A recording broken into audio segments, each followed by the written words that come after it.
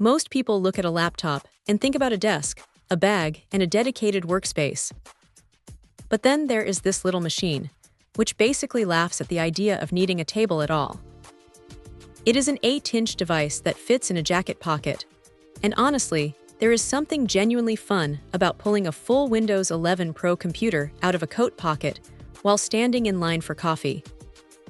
The build quality is surprisingly solid, too. It uses a CNC-machined metal body that feels dense and premium, not like some cheap plastic toy that is going to crack if you look at it wrong. Now here is the thing about these tiny form factors.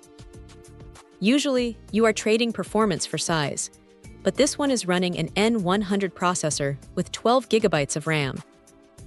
For basic office work, web browsing, or even some light creative tasks, it is snappy.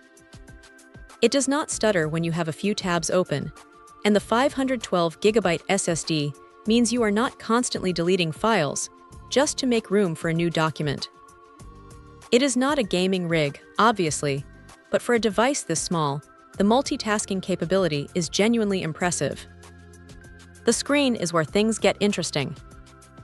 It is a touchscreen, and because it rotates 180 degrees, it flips right over into a tablet.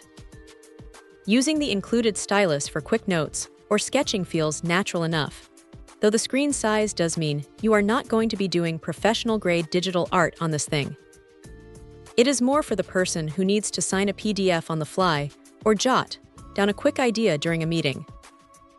The display is sharp, but because it is so compact, the text can get a little small if you have your scaling settings cranked up too high. Connectivity is another area where this thing punches above its weight. You get Wi-Fi 6 and Bluetooth 5.2, so the wireless speeds are actually modern and reliable.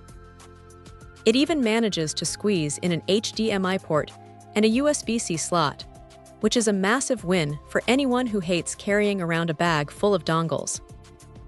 The battery life is decent, hovering around that 4 to 5 hour mark depending on how hard you push the brightness.